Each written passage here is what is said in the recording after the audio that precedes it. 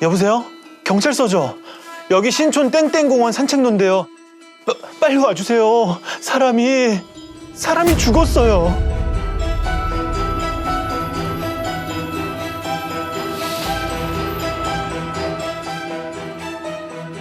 현장에 도착한 경찰들이 가장 먼저 발견한 것은 뚝뚝뚝 떨어진 핏자국이었습니다. 그 핏자국을 따라서 한 걸음 한 걸음 다가가자 수풀 사이에 젊은 남자가 숨진 채 쓰러져 있었고 주변으론 피가 흥건하게 고여있는 상태였습니다. 이 시신을 본 형사님들은 그만 할 말을 잃고 말았다는데요. 이거 한두 군데 찔린 게 아닌데? 근데 피도 아직 안 굳었어요. 신고가 들어온 건 저녁 8시 45분경. 초저녁 시간에 서울 번화가 공원에서 살인 사건이 벌어진 겁니다. 꽃놀이가 한창인 4월이라 공원에 산책하는 사람도 많고 데이트하는 남녀도 많았어요. 자, 대체 누가 왜 이런 짓을 저질렀을까요?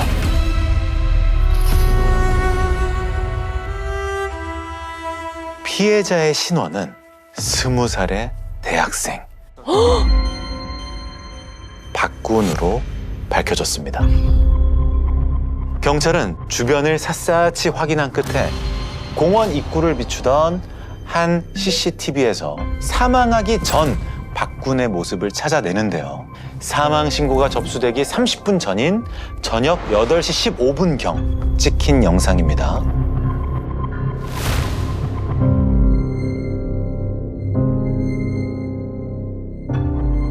이 사람이 피해자 박군입니다. 자, 근데 박군 앞쪽에 세 사람들 주목해 주세요. 오나 안 오나 체크하는 것 같아요. 예, 계속 뒤를 돌아보고 있죠. 그리고 박구는 고개를 푹 떨군 채 올라가고 있네요. 네. 자, 이게 어떤 상황 같으세요? 앞서간 사람이 지금 위협을 가하거나 가하려는 상황. 협박에 못 이겨서 지금 뒤따라 올라가고 있는 상황인 것 같아요. 경찰은 이 영상에 포착된 이들을 살인 사건의 용의자로 특정하고 36시간 만에 검거합니다. 그런데 그 정체는 너무 충격적이었어요. 자, 영상으로 보시죠.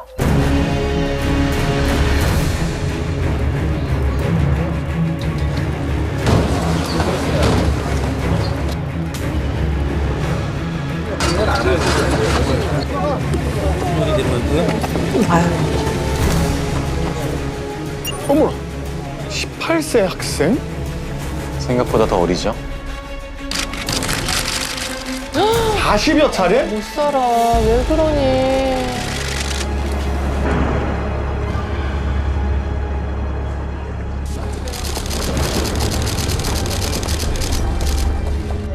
자, 용의자는 10대 남녀와 20대 남녀 총 4사람이었습니다. 그 영상에 3명만 나왔어. 나왔잖아요. 그쵸?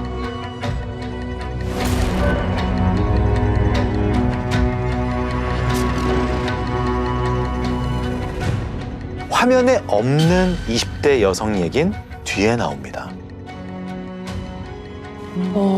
자, 이들은 누구고 피해자와 무슨 일이 있었길래 이토록 대범하고 잔혹한 범행을 저질렀을까요? 그 시작은 사건이 발생하기 2개월 전 피해자 박군의 블로그엔 이런 글이 올라옵니다.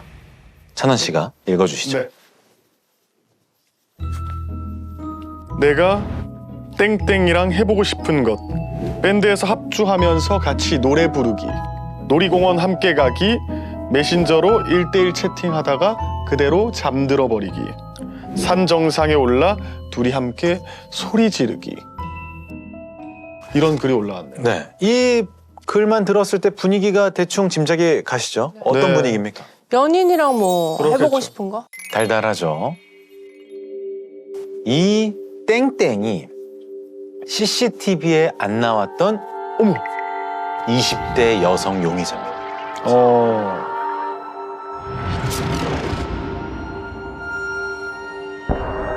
아무래도 달달한 분위기가 오래 가지 못했던 것 같아요. 자, 얼마 뒤 박군은 친구에게 이런 고민을 털어놓습니다. 내 여친이 커뮤에 빠져도 너무 빠졌어. 내가 볼 땐 중독인 것 같은데 어쩌지? 이 온라인 모임의 이름은 사령 카페. 사령 카페. 네. 무슨 모임일지 혹시 짐작이 되실까요? 죽은 영혼들의 모임이 건가?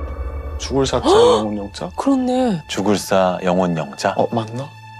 정확합니다. 어머. 사령이란 죽을 사자에 영혼할 때 영, 즉 죽은 사람의 영이란 뜻인데 관심사가 주로 주술, 마법, 빙의 이런 거래요. 박군 여친은 사령 카페 안에서도 친한 애들끼리 따로 단톡방을 만들어 매일 연락을 주고받았는데 그 안에서도 박군 여친을 다들 이상하게 부르더래요. 뭐라고? 마녀였습니다. 이 사령 카페에서도 박군의 여친은 리더격이었어요. 이 마녀가 글을 올리면 마치 신도처럼 열광하는 몇몇이 있었거든요. 그런 여친을 따라 같이 모임에 들어온 박군은 무슨 생각을 했을까? 박군은 어느 날 여친에게 이런 메시지를 보냅니다. 불안해 벌써.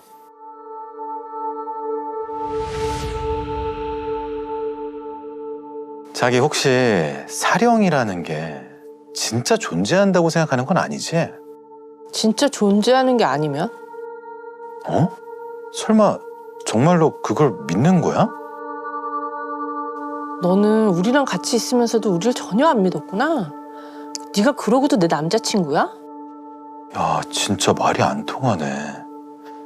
미안하지만 우리 이만 끝내자. 자, 이렇게 이별을 통보받은 박군의 여친은 충격과 배신감에 어찌할 줄을 몰랐어요. 자기를 따르는 10대 남녀 동생들에게 이런 메시지를 남깁니다. 새벽에 걔한테 차였어. 이게 꿈이었으면 좋겠고 만우절 장난이었으면 좋겠는데. 10대 남학생과 여학생은 위로랍시고 이렇게 말합니다. 잘 끝났어. 이제서야 하는 얘긴데 사실 언니 남친 평소에도 마음에 안 들었어. 맞아. 그 형 성격도 너무 독단적이고 우리 무시했잖아. 잘 헤어졌어. 그리고 그들의 복수가 시작됩니다. 자, 박군과 함께 있던 단톡방에서 박군 여친뿐만 아니라 여친을 따르던 동생들까지 싹 다 나와버린 거예요. 그 단톡방에서 박군만 남겨놓고. 네네. 자, 이렇게 톡방에 혼자 덜렁 남겨진 박군의 기분은 어땠을까요? 여친하고의 이별은 이별인 거고 네. 이들은 또 이 사령 카페를 통해서 알게 된 동생들이라고 생각했는데 이들까지 같이 잃어버리니까 섭섭하고 황당했을 수는 있었을 것 같아요. 박군은 완전히 빡쳤어요. 오. 그래서 단톡방에 있던 애들한테 따로 문자를 보내기 시작합니다.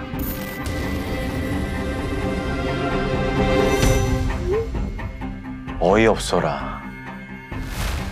나도 너희처럼 더럽게 참을성 없는 싫으니까 굉장히 화가 나 있네요. 그니까 누가 나 무시하랬냐고. 진심으로 사과해라.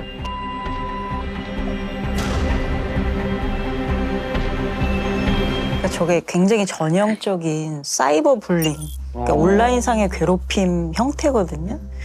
있는 사람 없는 취급하는 거 있죠. 맞아. 그리고 이렇게 있을 때 따돌림 하는 것도 그렇지만 톡방에서 그 사람 따돌림 하는 거. 그러니까 이런 것도 맞아. 굉장히 고통스러워서 아주 어릴 때부터 인터넷이 본인 그 생활의 일부였던 아이들한테는 사이버 불링으로 느끼는 고통이 엄청나게 큰 거죠. 자, 박군은 18일에 걸쳐 단톡방 멤버들에게 수백 통의 메시지를 보냅니다. 그리고 단톡방 멤버들은 그 내용을 낱낱이 서로 공유했어요. 그러던 중 박군의 여친이 이런 글을 올립니다. 쟤 좀 죽일 수 없냐? 너무 심각한데. 죽여도 돼. 진심? 진심.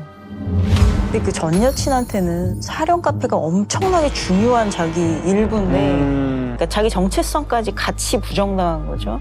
그래서 화가 났는데 저런 식으로 문자가 주고받는다고 해도 1대1 상황이었으면 저기까지 안 갔겠죠. 저게 여러 명이 계속 그 문자를 서로 보여주고 교환하고 하면서 그냥 가속 페달 밟은 것처럼 쭉 고조돼서 가는 상태. 그 뒤로도 박구는 계속 문자를 보냈어요. 그 쏟아지는 문자들을 보던 그 카페 동생들은 이 형 진짜 우리가 만만한가 본데?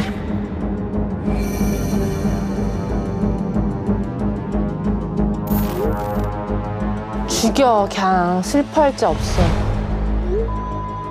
사람의 명을 바꾸는 게 얼마나 힘든지 알아? 발밑에 엎드려서 발가락 하나하나에 입 맞추고 사과하고 찬양한데도 절대 용서 안 해.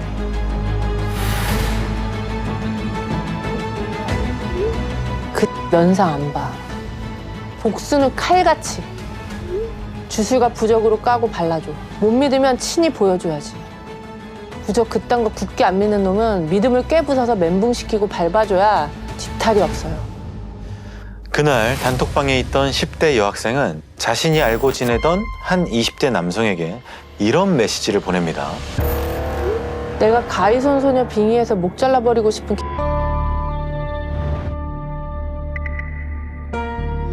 주소하고 번호만 있으면 소멸해줄게. 부탁드립니다, 꾸벅.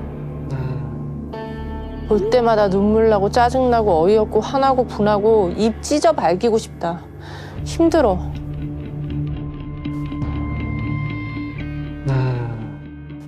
자, 그리고 나서 실제 단톡방 멤버였던 10대 남학생은 그 20대 남성에게 박군의 주소를 보내주며 철저하게 처리해달라 부탁합니다.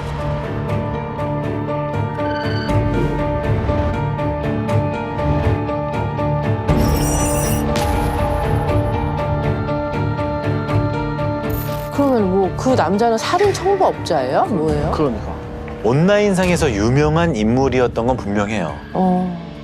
해결사로 악명을 떨치고 다녔던 사람이었거든요. 뭔 해결사?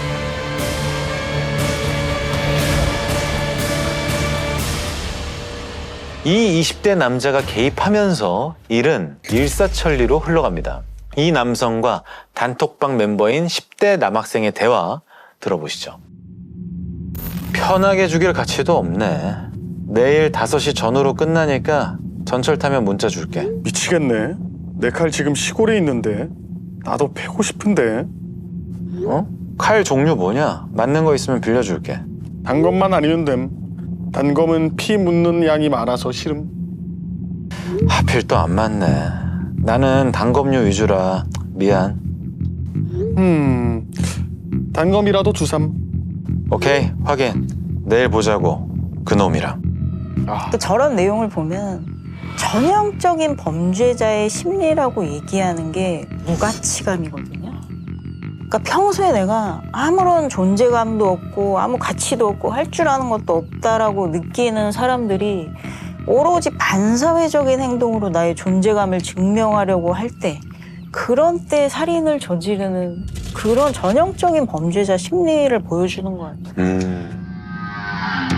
자, 해결사로 불린다던 바로 이 20대 남성이 아까 CCTV에 찍혔던 3명 중 한 사람인데요. 이 남성이 살인 용의자로 잡힌 뒤 그를 만나 직접 면담을 했던 프로파일러의 얘기를 직접 들어봤습니다.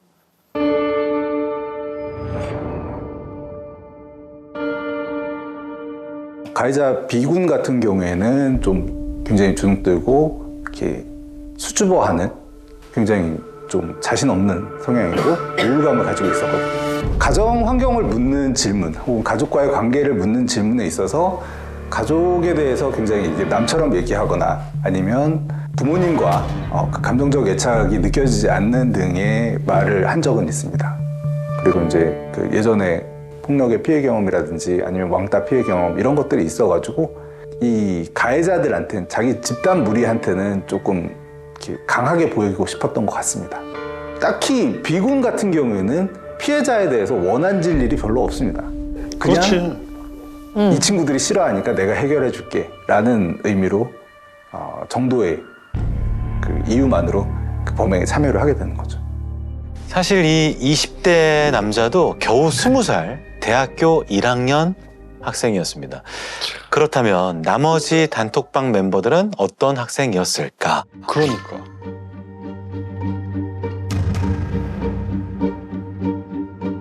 세 명 다 공통적으로 어린 시절에 가정이나 뭐 그 학교에서 학대 경험이라든지 아니면 인간관계의 결핍 등으로 현실 세계에 적응하지 못하는 문제를 가지고 있었다라고 할 수 있습니다. 현실에서 채우지 못하는 인간관계라든지 아니면 애착 이런 것들을 사령 카페를 통해서 해소를 하고 있었던 것 같고요.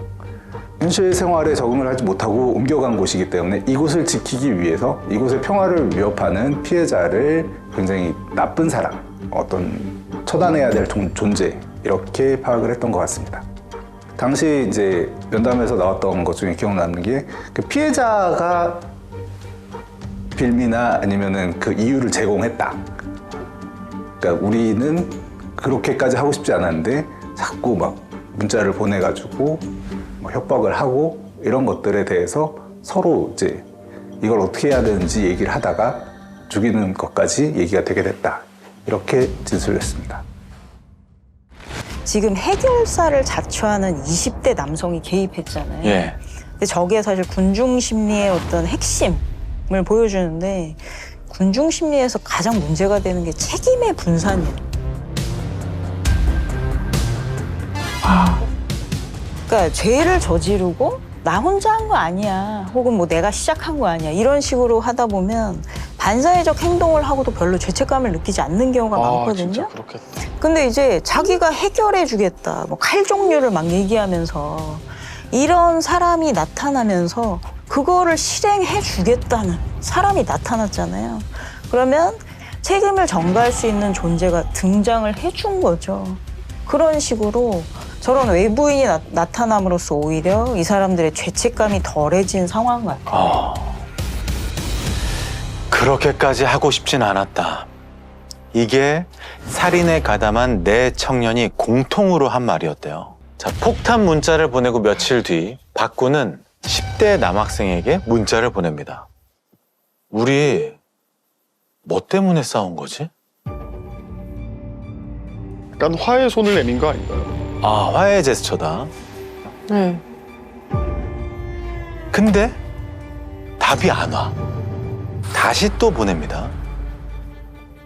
선물 가져왔는데 어디야? 사과하고 싶어. 너 좋아하는 그래픽카드 줄게. 그러자 10대 남학생도 그러자며 약속을 잡아요. 그리고서는 박군이 없는 자기들끼리 있던 단톡방에 이런 글을 남깁니다. 땡땡땡 잡는 날 파티. 박땡땡 잡는 거 구경하실 분. 제발로 와서 그래픽카드 선물하고 싶다고 해결사 오빠가 잡아주기로 함. 때리는 거 말고 잡는다고. 레알이라니까. 뭔가 돼지 잡는 거 생각하면 본격 돼지 잡는 현장. 난 회 뜨는 거.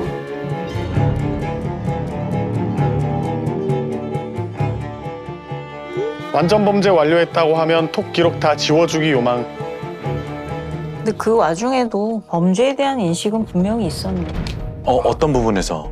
그러니까 기록을 다 지워주길 바란다. 남기면 안 되는 거라는 건 알고 있어요. 근데 서로 뭐 이래도 돼? 야, 이거 아닌 거 아니야? 이런 얘기를 왜 아무도 안 하지? 저런 상황에서는 그러니까 여기서 멈추자 이러면 자기가 약한 사람처럼 보일까 봐. 자, 범행 당일 10대 남학생은 선물을 받겠다며 박군과 만나기로 합니다. 그리고 그곳에 해결사를 자처한 20살 대학생과 같이 나가죠. 10대 여학생이 망을 보는 사이 두 남자는 박군을 공원으로 유인해 박군을 움직이지 못하게 뒤에서 목을 조른 상태로 무려 40군데 이상을 흉기로 찔렀습니다.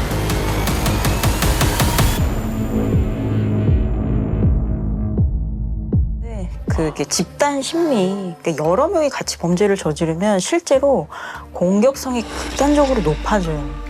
여러 명이 같이 있어서 더 내가 앞 사람보단 더 세게 때려야 뭐 이런 생각이 있어요. 더 강하게 공격해야. 근데 이 처음 사건의 발단이었던 여자친구 현장에 없었잖아요. 아까.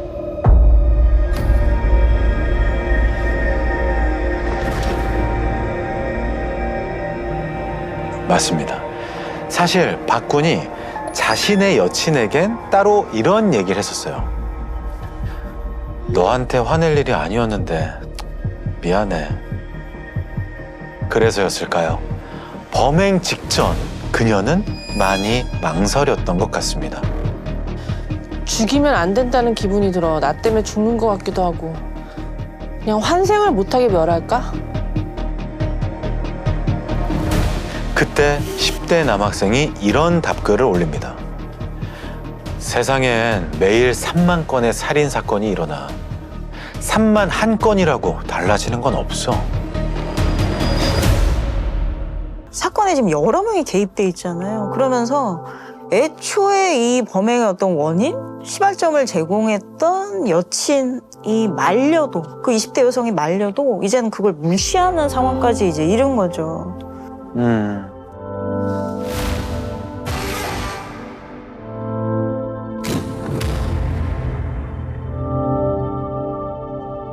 근데 이 사건이 처음 있고 나서 사람들이 이 사건의 어떤 원인을 사령 카페라는 것에서 처음 찾으려고 했거든요. 그러니까 뭔가 되게 눈에 띄고 특이하잖아요. 네. 그런 뭐 사령 카페나 이런 눈에 띄는 것보다는 저 여러 명이 어떻게 감정이 고조돼서 저런 살인까지 저질렀는지 그 집단 심리가 심화되는 그 절차를 좀 사람들이 주목했으면 그래야 이제 청소년들도 앞으로 저런 범죄에 휘말리지 않을 거예요. 연이은 10대 폭행 사건에서 가해자들은 폭행 장면을 생중계하거나 SNS에 올리는 등 폭행을 과시하는 모습을 보였습니다.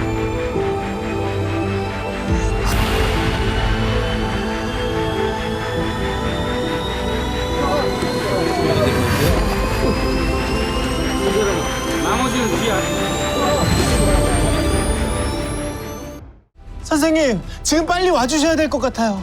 16살 여자아이인데 출혈이 멈추질 않아요. 서울에 있는 한 대학병원의 응급실. 불과 1시간 전만 해도 엄마 하고 부르던 딸이 너무도 처참한 모습으로 병원에 실려간 거예요. 자, 주원이에겐 무슨 일이 있었던 걸까? 직접 들어볼까요? 예.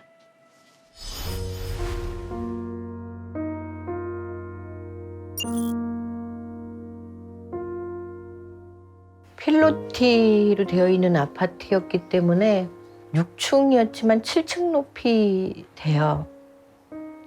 그 자리가 바로 아스팔트였었어요. 그리고 주원이는 이렇게 서 있는 상태에서 발부터 떨어져서 발목과 다리의 관절들이 부서지면서 골반으로 이게 들어가서 골반도 깨지고 이 숨골이 이렇게 대부분이 막혀버리기 때문에 살릴 수 있는 가능성이 희박하다는 거죠.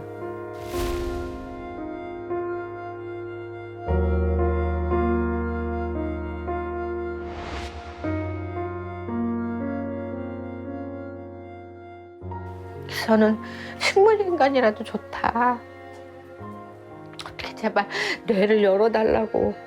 이 뇌를 열어서 이 숨골을 막고 점점 매일매일 이 숨골이 조여드는 그걸 좀 막아달라. 이거 좀 열어달라.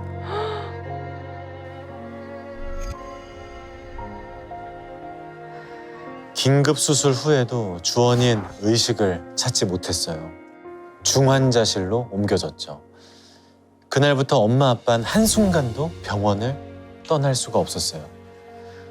병원 로비에서 쪽잠을 자며 면회 시간만을 기다렸죠. 그런데 어디선가 수상한 시선이 느껴져요. 병원 한 구석에서 쏙닥거리며 주원이네를 지켜보는 듯한 두 남자. 대체 정체가 뭘까요? 주원이 엄마가 그들에게 다가갑니다. 오늘도 주원이는 안 보고 가실 건가요? 선생님?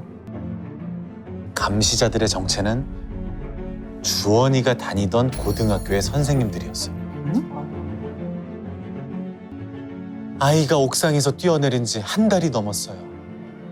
학교에서 주원이에게 무슨 일이 있었는지 알아보고는 계신 거예요?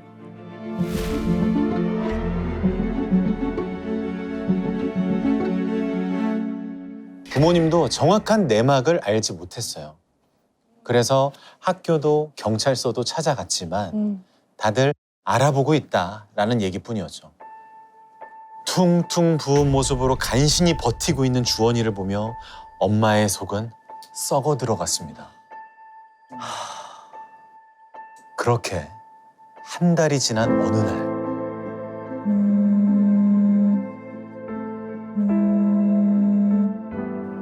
어머니, 지금 올라오셔야 돼요.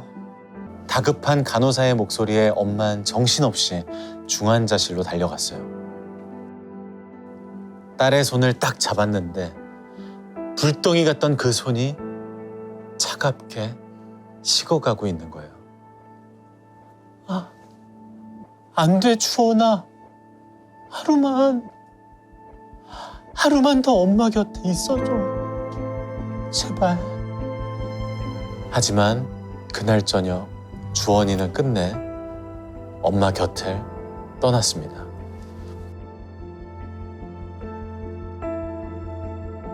아파트에서 투신한 지 35일 만이었어요. 아빠는 공황장애 때문에 아무 일도 할 수 없었고요. 엄마는 매일 주원이의 채취와 손때가 남아있는 방에서 몰래 숨죽여 울었대요. 주원이가 이제 태어나서도 보면은 굉장히 잘 웃는 아이였어요. 엄마지만 너무 이렇게 할맑게 한박 웃음을 늘 웃는 아이라서 신기했을 정도. 내가 우울하고 슬퍼도 아이를 통해서 내 기분이 편안해지는 그런 게 되게 많았었어요.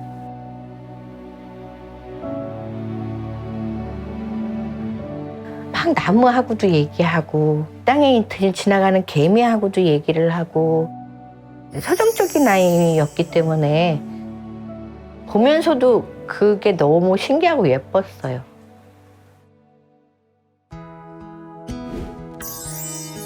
안녕하셔요. 우리 엄마님을 너무나도 사랑하는 딸내미 주원이에요. 이걸 어떻게 줘야 서프라이즈가 되려나? 엄마, 나는 엄마가 우리 엄마라서 정말 무한대로 행복하고 고마워. 그러니까 아프지 말고 오래오래 내 옆에 우리 짱짱 미녀 엄마로 남아있어줘. 아빠랑도 너무너무 예쁜 부부니까 니마 그 강을 건너진 마오에 할머니 할부지 부부처럼 오래오래 알콩달콩 살고 절대 아프지 마. 엄마 아프면 주원이 마음도 아파요. 사랑해요.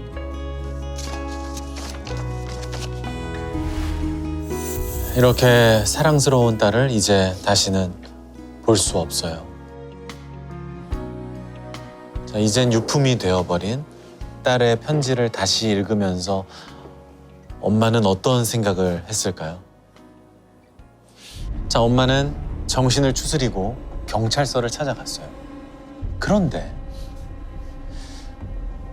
물리적인 폭력을 당한 정황은 없었어요. 학교에서 알아보셔야 할 것 같아요. 그래서 경찰서에서 나와 바로 학교로 달려갔죠. 학생이 이렇게 삶을 버렸는데 어떻게 이럴 수가 있느냐. 그때 교장이 그래요. 소파에 이렇게 앉아가지고 뭘 해야 되는데요? 저희가 뭘 해야 되는데요? 얘기하다 일어서면서 그랬어요. 잃을 게 더 이상 하나도 없는 사람이다. 나는 내 자식, 내 소중한 우리 주원이를 잃었고 내 모든 게 이제는 다 잃은 거니까 내가 죽는 그날까지 내가 할 수 있는 걸 뭐든지 다 할 거다. 두고 보십시오 하고 나왔어요. 그런데 주원이는 유서를 남기지 않았어요. 주원이 엄마는 딸이 쓰던 핸드폰을 꺼내 들고 수리점을 찾아갑니다. 그날 주원이의 핸드폰이 같이 떨어져서 산산조각이 났거든요. 제가 매달릴 게 이 핸드폰밖에 없어요. 제발 부탁드릴게요. 엄마의 간절한 부탁에 수리기사는 여기저기 연락을 돌리며 방법을 수소문하기 시작해요. 그리고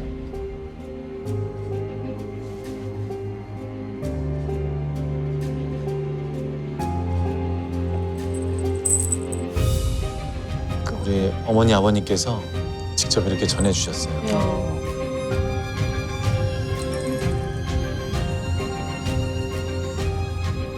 이렇게 어렵게 복구된 이 핸드폰엔 뭐가 들어있었을까요?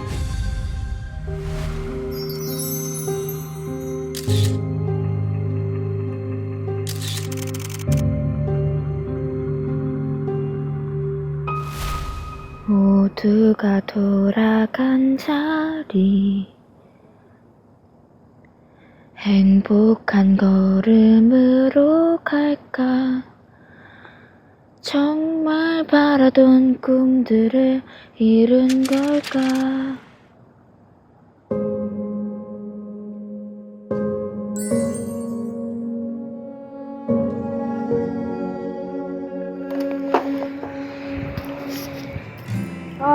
살고 싶다. 세상 참 살기 좋다.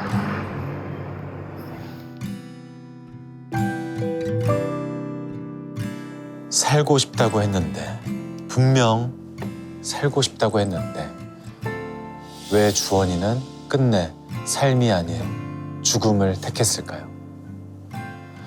엄마는 딸의 핸드폰 속 기록들을 하나하나 살펴보기 시작했어요. 핸드폰을 뒤지던 엄마의 눈에 사진 한 장이 들어옵니다. 바로 이거예요.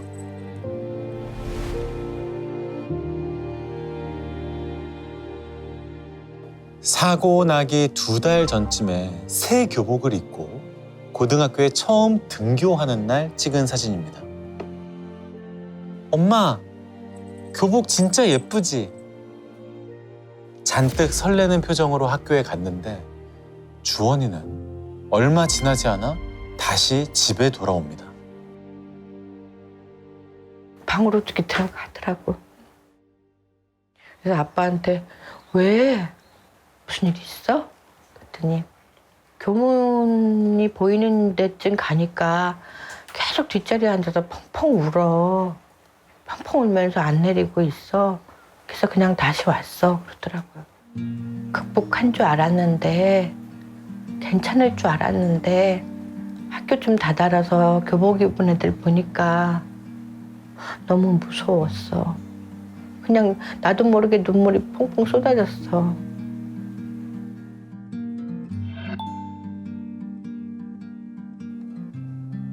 나랑 피해자네 가해자네 했던 여자애는 졸업하고 다른 여고 갔다더라. 안 날 일은 없는 거지? 잘 먹고 잘 살고 있겠지. 다른 학교 가려니까 다시 생각나. 잊은 게 아니었어. 잠깐 묻힌 거지. 사실 주원이는 중학교 때 한 차례 전학을 갔어요. 원래 동네에 있던 중학교에 다녔는데 학교 생활을 힘들어해서 지방의 기숙학교로 옮겼거든요. 뭐 자세한 상황까지는 몰랐지만 엄마도 기억하는 일화가 있었어요. 김미소. 그때 그 애와 문제 때문에 학교에서 둘이 상담도 받았는데 엄마는 곧장 중학교로 달려갔어요. 그리고 주원이의 상담 기록지를 찾아냈죠. 네. 네. 상담자 박주원, 상담 영역 친구 관계. 일주일 전에 생활부장님이 김미소를 같이 불러 오해를 풀도록 장을 마련했으나 편하게 대화를 나누지 못해 아쉬워함. 교실로 와서는 김미소가 다르게 행동한다고 함. 김미소라는 학생하고 갈등이 있었네요. 엄마도 그 친구만큼은 똑똑하게 기억했어요. 집에도 놀러 온 적이 있었는데 그때 그 아이가 주원이의 핸드폰을 자기 것처럼 쓰더래요. 하도 이상해서 나중에 엄마가 주원이에게 슬쩍 물어봤대요. 청소년들은 왜 R을 쓴다고 이렇게 요금제로 있거든요. 그래서 모자라지 않았던 애인데 그게 월초에 일찌감치 그렇게 다 달아버리고 그러더라고요. 어느 시점부터. 그래서 또 그거 R이 그렇게 빨리 달았던 게 핸드폰 제가 써서 그래? 물어봤어요. 그러자 우물쭈물하던 주원이가 조심스럽게 말을 하더랍니다. 미소가 핸드폰을 너무 많이 한다고 엄마가 정지시켰대. 그래서 자꾸 빌려달라는데 어떻게 싫다고 하겠어. 근데 얘기를 들어보니 어쩌다 한두 번 빌려주는 수준이 아니었어요.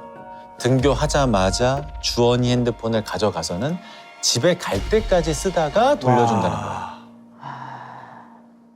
주원이 엄마는 한참을 고민하다가 조심스럽게 미소 엄마에게 연락을 합니다. 이 상황을 알리고 양해를 구했죠. 이야기는 잘 마무리됐대요.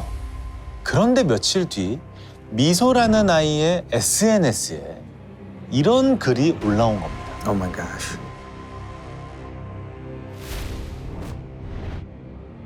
아, 그렇게 네가 폰 빌려주기 싫고 죽고 싶을 정도로 스트레스 받았으면 안 빌려줬으면 됐잖아. 야, 근데 그거 엄마한테 꼬질러 가면서까지 치질하게 핸드폰 빌려줘야겠냐? 애들 거의 대부분 너 좋아하는 건 아니니까 좀 조심하고 살아. 돌이켜보니까 주원이에게 이상한 일이 생긴 것도 그때부터였습니다. 그 이후로 주원이가 계단에서 굴러서 발목이 삐어서 오고 어떤 날은 막 쫄딱 젖어서 오고 그걸 계속 그랬었으니까. 너 다리 왜 그래? 그러면 이제 엄마 나 계단에서 굴렀어. 어떤 날은 젖어서 오면 왜 이렇게 젖었어? 아 그냥 좀 물로 좀 씻었어. 그때는 몰랐죠.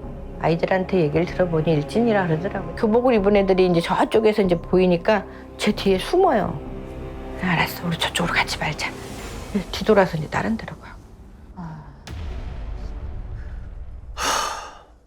그렇게 엄마는 낮이고 밤이고 주원이 핸드폰에 매달렸어요. 엄마가 몰랐던 끔찍한 일들이 분명히 더 있을 거다 확신이 들었거든요. 그러다 이 메시지를 발견하고는 심장이 쿵 내려앉았어요. 주원이의 베프이자 중학교 친구인 다현이와 나눈 대화입니다. 우리 반에 노는 애들이 많았거든. 그렇게 왕따가 되고 여기저기서 맞고 다니다가 계란에 밀가루 세례까지 받고 헐, 어떡해. 학교 쓰레기장에서 의자로도 맞아봤어. 그런 거 드라마에나 나오는 줄 알았어. 진짜 정말 힘들었겠다. 나 그런 거 누가 막 아는 게 싫은 것도 있고 그런 경험이 있다는 거 티내는 것도 괜히 동정 사는 것 같아. 그러니까 어머니가 나중에 이제 알게 되신 거잖아요. 그쵸. 너무 힘드셨을 것 같아요. 그러니까 근데 주원이가 겪은 폭력은 여기서 끝이 아니었어요. 이걸 좀 보세요. 이게 2시간 동안 주원이가 실제로 받은 메시지들이거든요. Oh my gosh.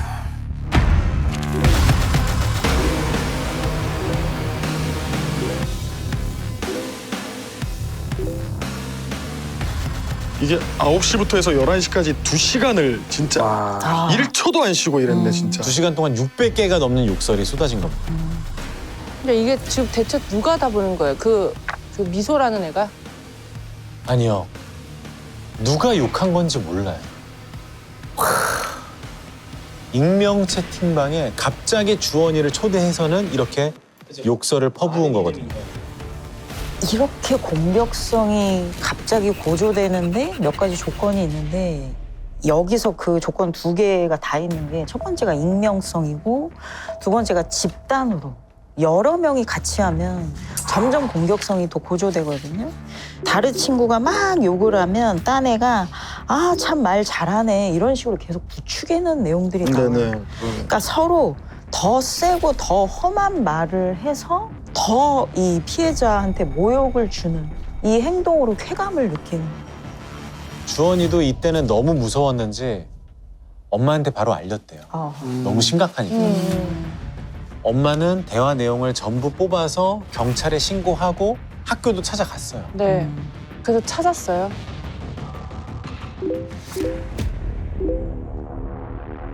지금 그거 사이버 테러 일어난 거 그거 지금 어떻게 돼가고 있냐. 그게 어떻게 진행이 됐는지 어떻게 처리가 됐는지 알려드릴 수 없다 그러면서 안 알려줬어요. 저희도 할 수 있는 게 없어요. 앵무새처럼 그 말만 반복을 하다가 얘기를 한 게 그거예요. 전학을 가시라. 이 동네 다른 학교로 그럼 전학을 해달라. 그랬더니 어차피 네트워크로 애들 다 연결되니까 가까운 데로 전학을 하면은 아무 소용없어요. 먼 데로 가셔야죠. 주원이가 지방 기숙학교로 전학을 갔던 거예요. 아, 지방으로. 네. 거기서 아까 다현이 같은 좋은 친구들도 만났고 네. 주원이도 점점 안정을 되찾아갔죠. 그런데 고등학교는 다시 서울로 와서 주원이가 살던 동네에 있는 곳으로 다니게 된 거예요. 그러니까 다시 일로 왔구나 또. 네. 어린 나이에 기숙사 생활을 하는 게 또 쉽지 않았겠죠. 워낙 애교도 많고 사랑도 많은 딸이라 엄마 아빠랑 같이 살고 싶은 마음이 너무나 컸었나 봐요. 그때만 해도 본인은 이제 괜찮을 거라 생각했는데 막상 학교에 가보니 그때 기억이 고스란히 살아났던 거예요. 다행히 주원이랑 부딪혔던 그 미소라는 학생은 다른 고등학교에 다닌다고 했잖아요. 네, 아까 여고 갔다 네. 했잖아요. 주원이도 나쁜 기억들을 잊고 반 친구들과 벚꽃 구경을 하기도 했어요. 수학여행 가서는 엄마에게 이런 사진들을 보냈고요.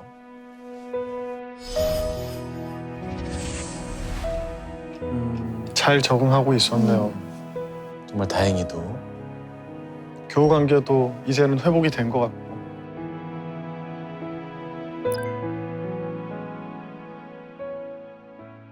그런데 지금 생각하면 수학여행에서 아무래도 딸에게 무슨 일이 있었던 것 같아요.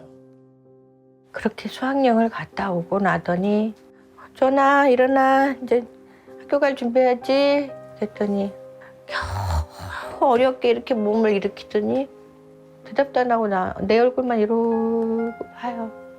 말이 하나 없는 모습으로. 왜 오늘 못 갈 것 같아? 고개를 끄덕끄덕해. 그래 오늘 쉬자.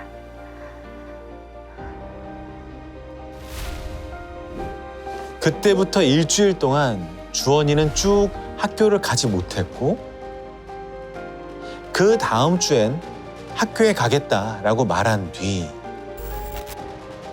등교를 하루 앞둔 일요일 밤 옥상에 올라간 거예요.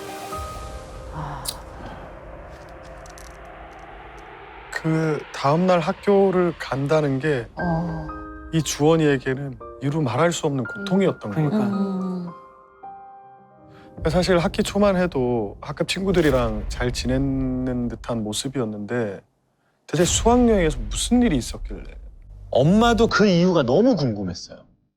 그래서 다시 그 즈음의 주원이의 기록들을 샅샅이 살펴보기로 하고 시작을 했는데 다이어리에서 이걸 발견한 겁니다. 자, 브라이언 씨께서 주원이 다이어리에 2015년 4월 27일에 뭐라고 적혀 있는지 봐주시죠.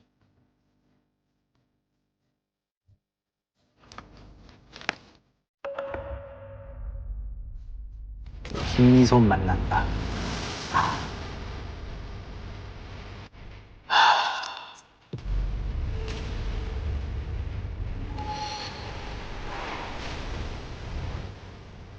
하교 후에 문구점에 갔다가 우연히 김미소를 마주쳤던 거예요.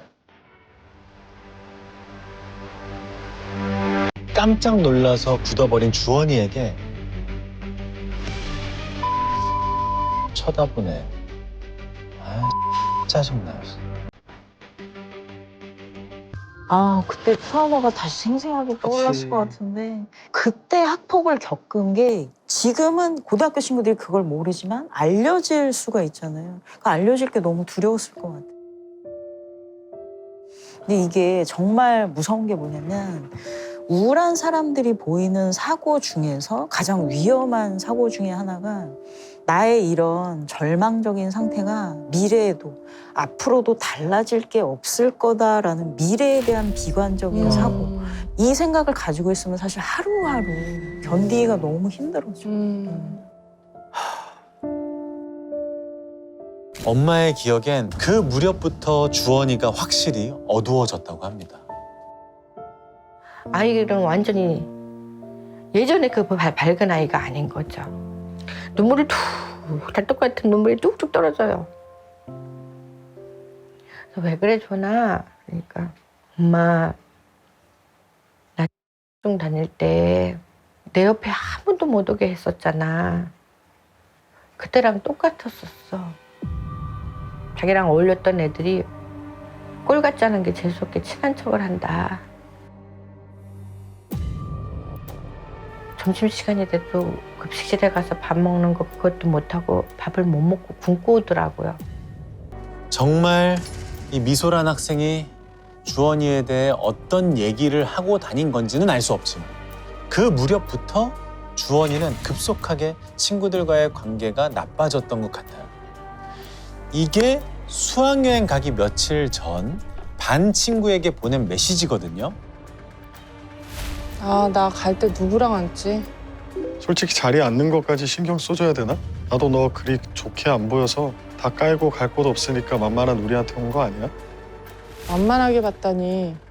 너희 옆에 있어도 괜찮을 거라 생각했는데 기분 나빴다면 미안해. 그치만 난 진짜 그런 의도가 아니야.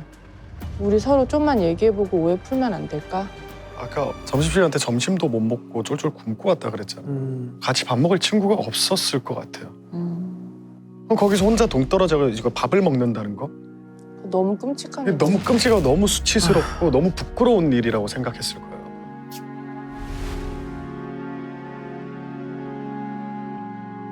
무궁화 꽃이 피었습니다. 움직이지 마. 너 잡힌다. 무궁화 꽃이 피었습니다. 뭐야? 왜 아무도 없지? 다들 어디 갔어? 무궁화 꽃이 피었습니다. 그렇게 수학여행을 다녀온 지 일주일 만에 다시 학교에 나가기로 결심한 주원이 등교 하루 전날 홀로 옥상에 올라가서 중학교 친구에게 연락을 합니다.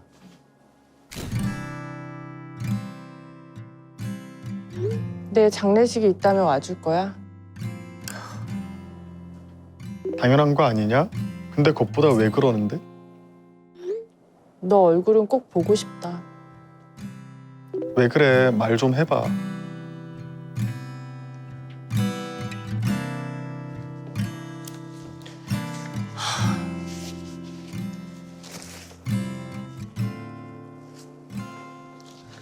죄송해요. 제가 못 읽겠어요.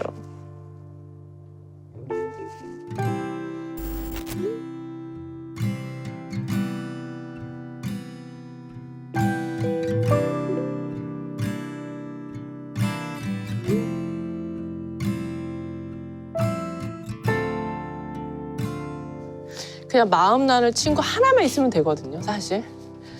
둘, 셋도 필요 없어요. 하나만 있어도 돼. 학교 생활 할 수 있는데 그 하나가 없었다는 게 너무 안 됐고 마지막까지 자기 장례식장에 아무도 안 올까 봐 걱정한 거잖아요. 그게 너무 마음이 아프네요. 그 고민은 가슴 아픈 현실이 됐습니다. 장례식장에 반 친구들이 한 명도 오지 않았거든요. 학교에서 주원이의 사망 소식을 숨겼대요. 유난히 바람이 매섭던 2월의 어느 날 주원이 엄마는 딸이 다녔던 학교를 찾아갑니다. 엄마의 부탁으로 주원이는 학교에서 명예 졸업장을 받을 수 있었습니다.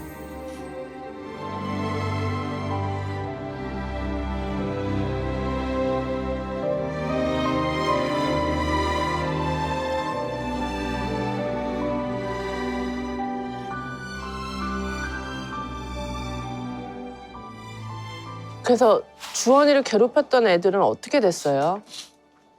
조사 결과 학교와 경찰 모두 같은 답을 내놨습니다. 가해자 없음, 피해자 없음.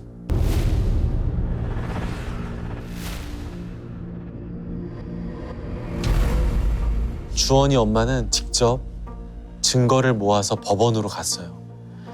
김미소를 비롯해 가해 학생과 학교, 교육청 등 34사람을 상대로 소송을 한 거죠. 네. 6년 뒤에야 1심 선고가 났는데요. 재판에 무대응한 학생 한 명만 빼고는 전부 이를 인정할 증거가 없다며 기각됐어요. 그리고 아까 익명 채팅방에서 주원이에게 600개가 넘는 욕설을 쏟아낸 정체불명의 사람들 기억하시죠? 경찰 조사 결과 얘네가 누군지 알아냈대요. 대부분 주원이와 일면식도 없던 또래 학생들이었어. 주원이 엄마는 이들도 고소했거든요. 근데 이것도 기각됐어요. 익명 채팅방에서의 일이 3년 전의 일이라 주원이의 죽음과 직접적인 인과관계가 성립되지 않았다는 거죠. 엄마는 바로 항소했죠, 일단. 할 수 있는 데까지 해봐야 되니까. 그렇죠. 근데 1년 뒤 너무도 황당한 얘기를 듣게 됩니다. 담당 변호사가 변론 기일에 무려 3번이나 출석을 하지 않아서 항소가 취하됐다는 거예요.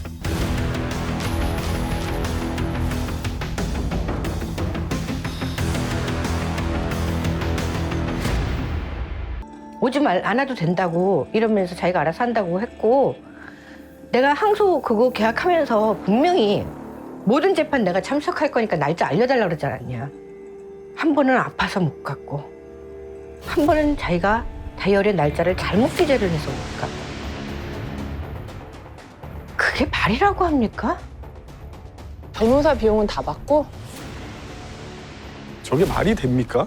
변호사가 수임료 다 받고. 그래서 일부 유죄를 인정받았던 1심 자체도 패소로 결과가 뒤집혔습니다. 주원이 엄마는 상대 측의 소송 비용까지 다 물어야 돼요? 예, 이게 무슨 말이 일이야 안 되잖아. 도대체. 엄만 끝까지 포기하지 않을 거라 했어요. 왜? 엄마니까. 어떻게든 진실을 밝혀야 주원이 얼굴을 볼 수 있지 않겠냐라는 거죠. 포기를 하면 나는 더 이상 있을 수가 없어요. 내가 포기를 하는 날은 그건 내가 죽는 날이고, 내가 죽어서 우리 주원이를 또 볼 수 있다 그러면 너를 끝까지 튼튼 단단하게 지켜주지 못해서 엄마가 미안하고, 여기까지 하고 왔다, 그 얘기를 하고 싶어요. 제가 죽고 싶어도 죽을 수가 없고 포기할 수도 없어요.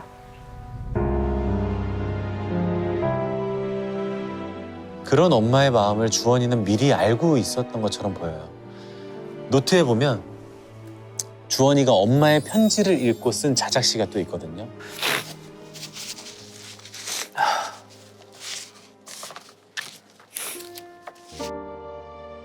엄마의 편지. 그날 발견한 엄마의 편지에는 이건 네 잘못이다. 왜 엄마 말을 안 듣냐. 같은 말은 하나도 없었다. 우리 딸 미안해. 엄마가 미안해. 못난 엄마라 미안해. 못해줘서 미안해. 잘못은 내가 했는데 항상 미안하다던 엄마.